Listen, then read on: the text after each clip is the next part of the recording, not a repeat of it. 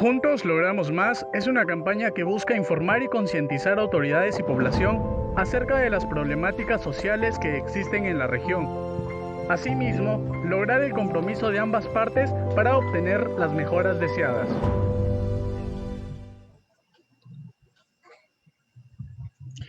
Muy buenos días, amigos. Bienvenidos a una nueva transmisión aquí en vivo en nuestra página oficial de Facebook, Juntos Logramos Más. Mi nombre es Adrianita Dioses Nunura y en la conducción me acompaña Fernando Toro Troncos. Buenos días, soy Fernando Toro Troncos y esta semana continuaremos hablando sobre la educación en tiempos de pandemia en la región de Piura. Para tratar, Fernando, mejor este tema, el día de hoy ya nos acompaña el doctor José Martín Merino Marchán. Él es docente principal de la Facultad de Ciencias Sociales y Educación de la Universidad Nacional de Piura. Muy buenos días, bienvenido, doctor. Muy buenos días, agradeciendo la invitación para participar dentro del análisis y propuestas para reflexionar sobre la educación en tiempo de pandemia. Muchas gracias por la invitación. Gracias a usted, doctor, por acompañarnos el día de hoy. El decano del Colegio de Profesores, William Bayona, propuso la estrategia de módulos de aprendizaje para los sectores rurales debido a la poca cobertura de la radio capital y a la bajísima conexión a Internet. ¿Cómo cree usted que se puede lograr que los niños de los sectores rurales reciban sus clases en esta etapa de educación no presencial? Es cierto que hay un 14% en áreas rurales que tienen solamente acceso a Internet, ¿no? Hay una brecha muy profunda de conectividad entre las áreas rurales y urbanas. Y es más, a nivel, en áreas urbanas tenemos un 64% de hogares que cuentan con Internet y solamente hay un 65% de hogares que la conectividad se da vía lactos y hay otros medios electrónicos que no ayudan mucho tampoco a una mejor conexión en un sistema virtual para poder generar procesos de retroalimentación. Este tema de las áreas rurales consideramos que debió implementarse desde el inicio cuando se estaba recién estaba empezando a profundizarse el tema de la pandemia y con los contagios, ¿no? Y creemos que la enfermedad llega después de algunos meses en áreas rurales y es ahí donde las autoridades educativas debieron, en ese caso, mantener la educación presencial con las profundas limitaciones tecnológicas que existen actualmente. Pero bueno, esto ya se ha extendido. Y consideramos que, bueno, es una estrategia que plantea el Colegio de Profesores sobre los módulos, ¿no? Los módulos, pero también es importante la presencia del docente en cierta forma, de una manera por lo menos intermitente, porque la brecha educativa y los bajos aprendizajes en los estudiantes, los problemas de bajo comprensión lectora y conocimiento matemático, y es más, la educación inicial es el nivel más perjudicado porque hay un 50% de niños que han abandonado las aulas y dentro de ese 50% que han quedado no han cumplido como corresponde las actividades. Las teorías pedagógicas que tanto han reflexionado sobre la necesidad que los niños aprendan vivenciando, manipulando, realmente los teóricos se han puesto a descubierto aquí porque se ha pensado propuestas pedagógicas que son válidas y que están dentro de los principios adecuados para que los chicos puedan aprender, pero eso quedó corto. Esto ha quedado corto, ¿no? Y no es tan posible. El padre de familia, por más esfuerzo y afectivo que tenga a su hijo, no tiene las condiciones pedagógicas para poder interactuar con su hijo y puedan los chicos aprender. En verdad que va a haber una brecha muy profunda que está dejando que va a dejar la pandemia y creemos que vamos a tener 5 años más o menos de profundización académica y de aprendizajes en ese caso. Entonces, las alternativas de los módulos también pasa por buscar mecanismos de cómo que los docentes de áreas rurales tengan mayor comunicación y coordinación con los estudiantes de los distintos niveles. Entonces, Además de eso, también aquí hay que también implementar políticas mucho más integrales, ¿no? No solamente, bueno, las radios, las emisoras locales que pueden ayudar en cierta forma, pero también buscar formas de esporádica de presencia de los docentes en áreas rurales, ¿no? Y en ese caso el sector salud tendría que ir generando los cercos epidemiológicos para poder mantener una comunicación y una interacción académica y pedagógica con los estudiantes y sobre todo con los padres de familia. Acuérdense, bueno, la UNESCO establece que también hay un problema también de alimentación, de salud y de alimentación que estos chicos están dejando de percibir, porque los programas sociales es una política de Estado, y como política de Estado que está planteado en los acuerdos internacionales de Dakar y de Yontiec, entonces también se está dejando de lado estos programas sociales y que los índices de nutrición también se van a visualizar en estos últimos años. Así es, doctor. Y bueno, queríamos comentarle pues que el sistema de evaluación debido pues a este tema de la pandemia y el nuevo contexto que estamos viviendo ha cambiado mucho, ¿no? Totalmente. Ahora los estudiantes pueden dar el examen acompañados de material, de algunas páginas de internet y demás. Entonces, ¿cuán importante es diseñar evaluaciones que valoren el desarrollo de competencia?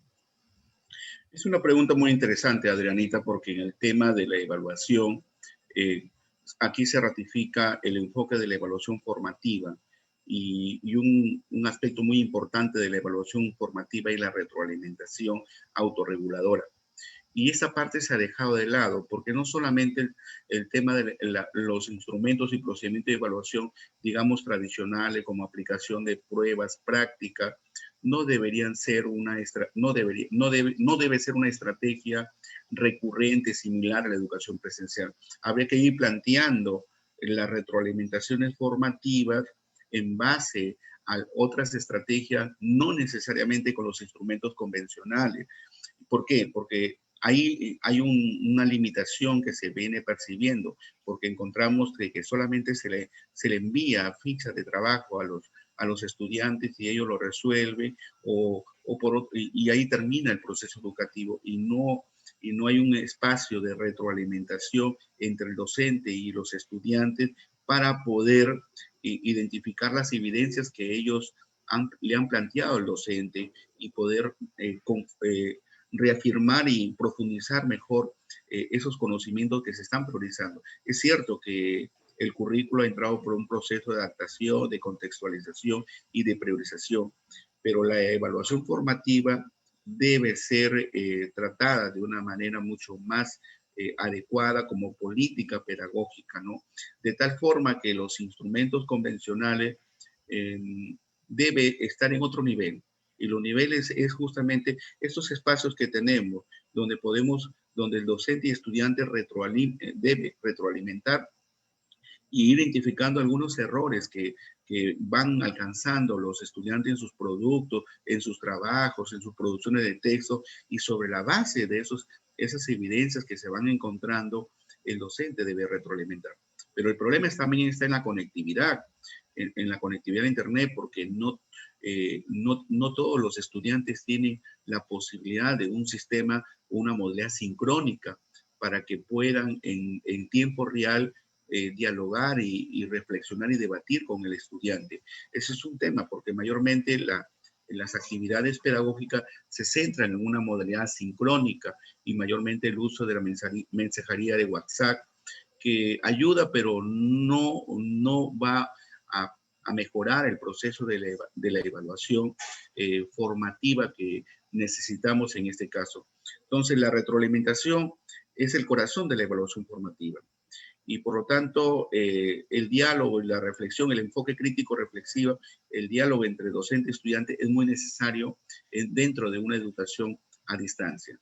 Entonces, lo que hemos venido observando desde el año 2020 es solamente el envío o de materiales, de trabajos, lo recepciona el docente y no hay otro nivel de reflexión para que el estudiante se dé cuenta dónde están los errores que él ha cometido y sobre eso ir profundizando el aprendizaje.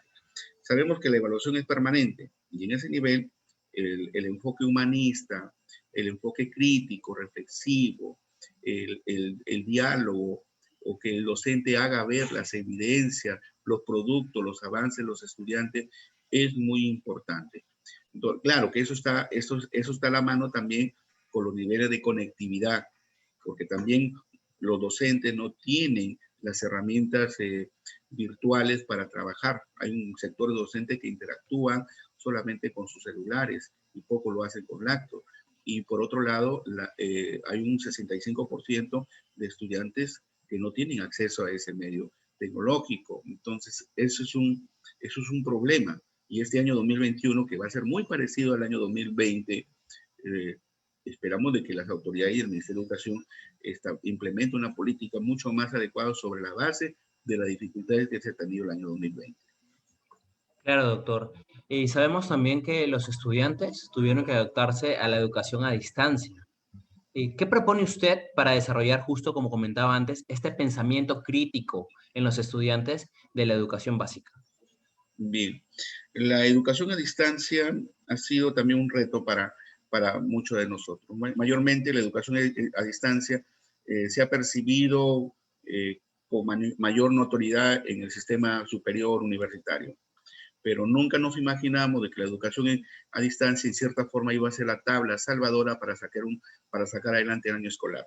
Y por lo tanto todos los sistemas educativos en el mundo, más de 190 países en el mundo, no estaban preparados para un sistema de educación a distancia. Y es más, el Perú, ¿no? En el Perú por el tema de la conectividad, por el tema de los déficits tecnológicos que tenemos, esa gran brecha tecnológica aún que no se ha resuelto y que hoy por hoy se convierte en un derecho, ¿no? Un derecho que tienen los estudiantes de tener la conectividad adecuada. Entonces, ¿cómo mejorar, cómo implementar mejor la educación a distancia, ¿no? Por un lado, es necesario que se continúe capacitando y actualizando a los docentes. Aquí se abre también otras competencias profesionales para los docentes, que no solamente las competencias pedagógicas, didácticas, sino también las competencias tecnológicas y cómo el docente pueda incorporar nuevas estrategias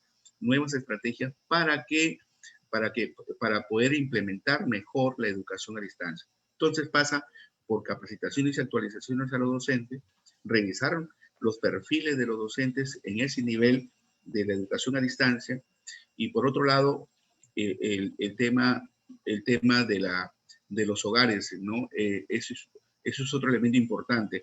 Los padres de familia, para la Ley General de Educación, la 28044, eso es parte de la comunidad educativa. Los padres de familia, inclusive para el proyecto educativo nacional, forma parte de la sociedad educadora. Por eso que ya tenemos que el concepto ya no le llamamos a este ente centro educativo, sino institución educativa, porque ya involucra no solamente al docente, sino al padre de familia. En ese nivel es importante también que los sistemas educativos empiecen a relacionarse mejor para un acompañamiento más adecuado por parte de los padres de familia. O también que existan algunos tutores en determinados sectores y que estén vigilando y monitoreando el trabajo de los padres de familia con los estudiantes. Ese es un tema muy importante. Uruguay lo está haciendo. Uruguay por eso se atrevió en plena pandemia a sacar adelante el año escolar en un sistema semipresencial.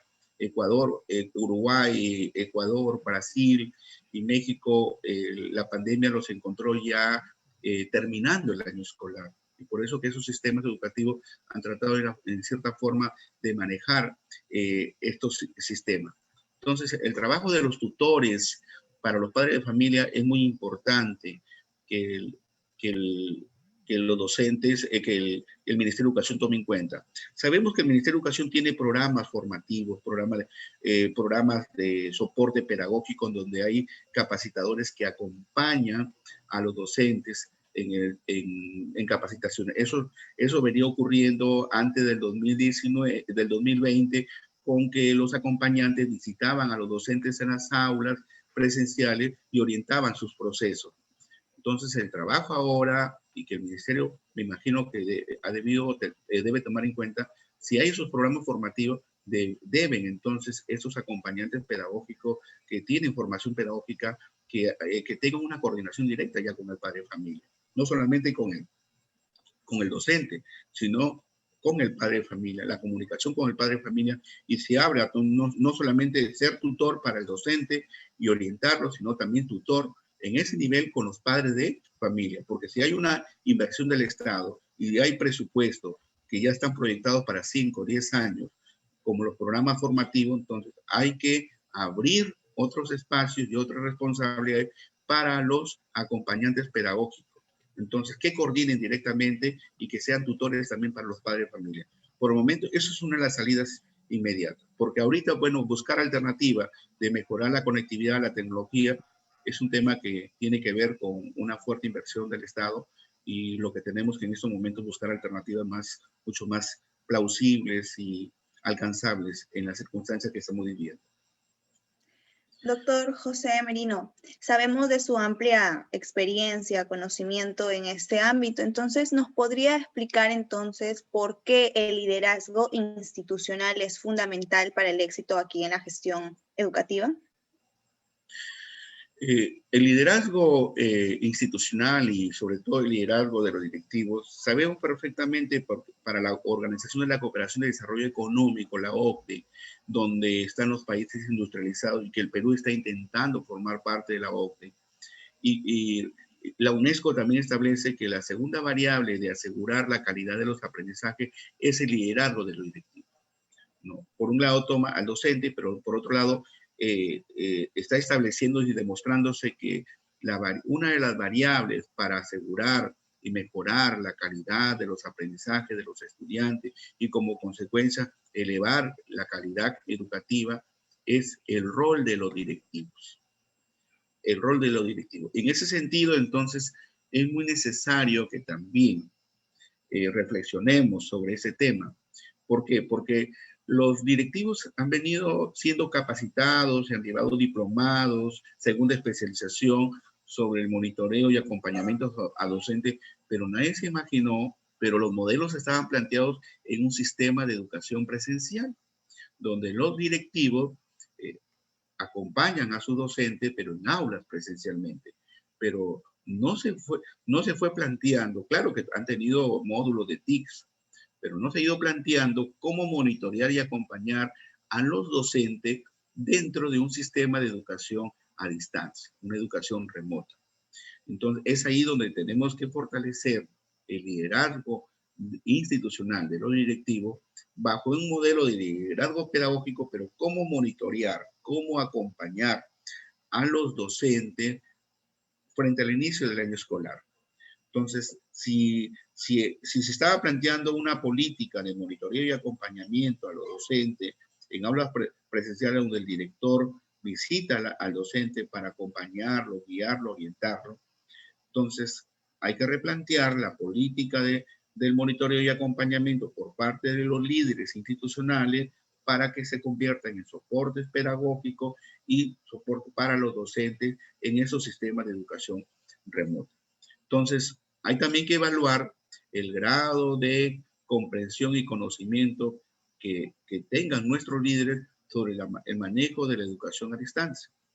Entonces, eso tampoco lo sabremos después de algunas investigaciones más adelante, cuál ha sido también el déficit de la participación de los directivos en su rol de líderes institucionales.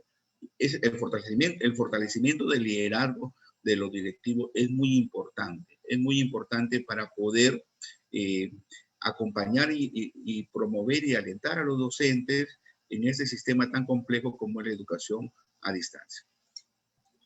Doctor, sabemos de su amplia experiencia en la gestión pedagógica, como dijo Adrianita, y queríamos hacer una pregunta. ¿Cómo cree usted que deberían elaborar la programación tanto los colegios privados como públicos para que estos docentes puedan ayudar a los estudiantes en sus clases virtuales, en sus clases a distancia?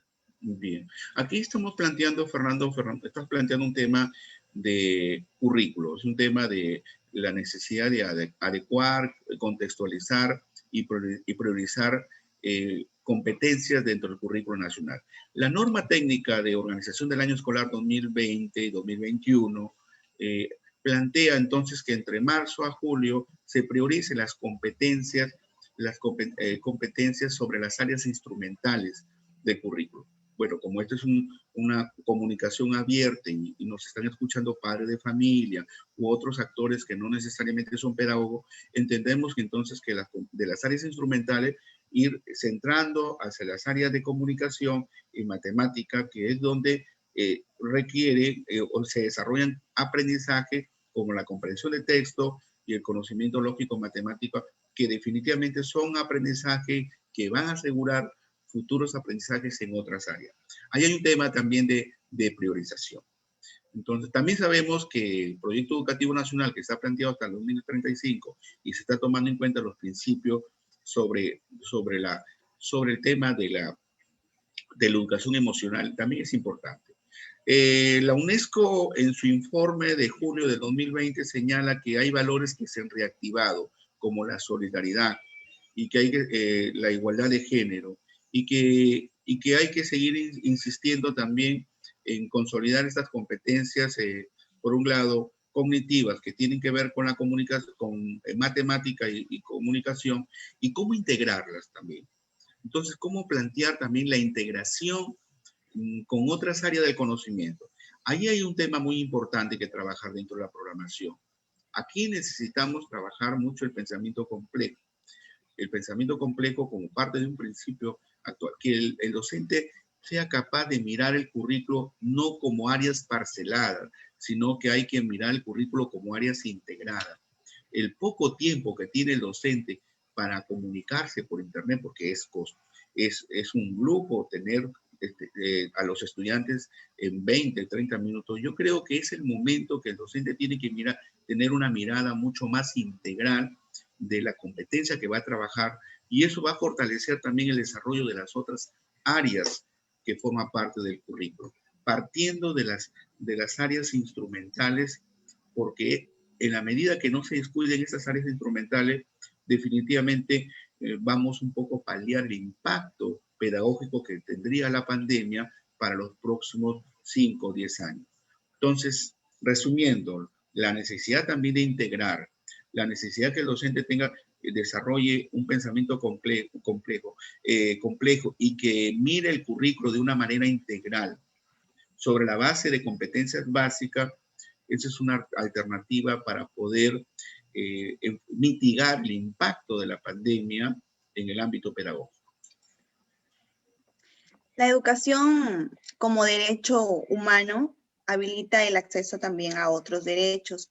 ¿Cómo lograr entonces un desarrollo y una transformación social si es que en este caso la educación se ve tan afectada? Adrianita, es una pregunta muy importante y quiero explicarlo de una manera mucho más didáctica para que el público que nos está viendo y escuchando lo entienda, ¿no? Hay distintos enfoques sobre el currículo, y el currículo hay que verlo como un proceso de transformación de la realidad. Y consideramos que en ese nivel que la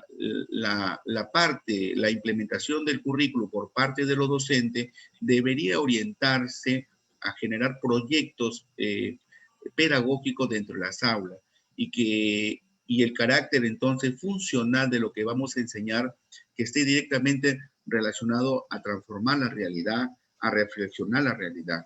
Entonces, eso es algo muy importante plantear. Por eso que la práctica pedagógica de los docentes debería enfocarse a una metodología centrada a desarrollar proyectos en el aula, que no solamente centrarnos a lo cognoscitivo, a la parte teórica, sino desde lo teórico o desde los proyectos.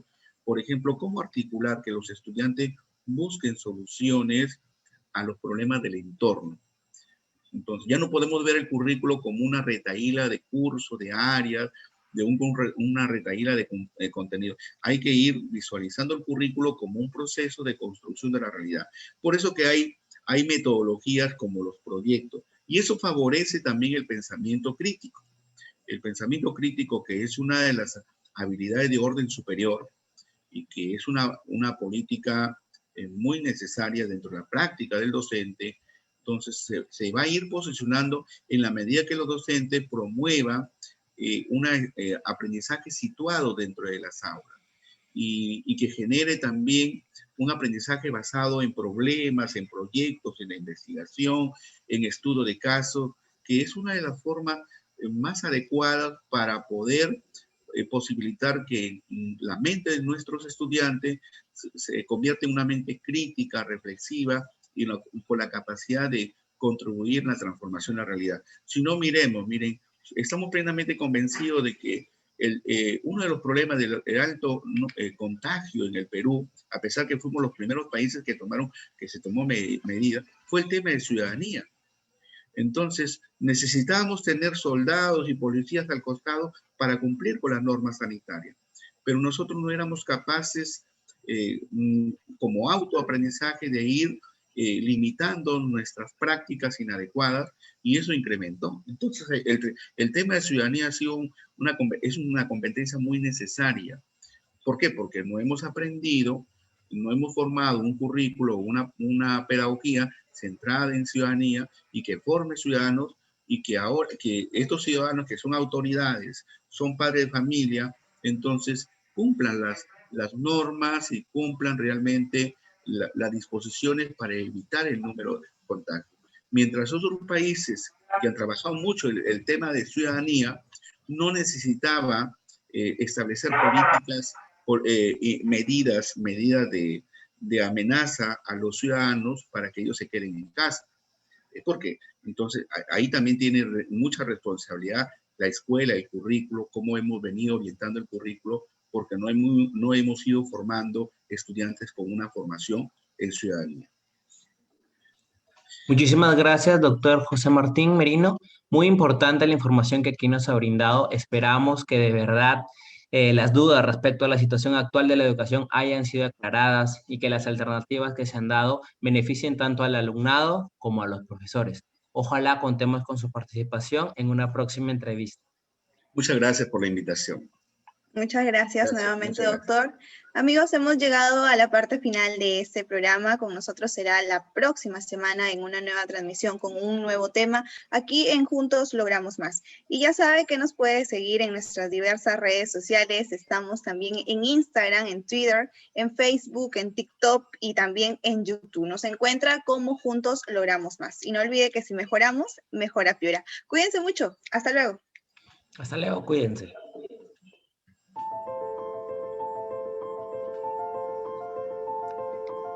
Juntos Logramos Más es una campaña que busca informar y concientizar a autoridades y población acerca de las problemáticas sociales que existen en la región. Asimismo, lograr el compromiso de ambas partes para obtener las mejoras deseadas.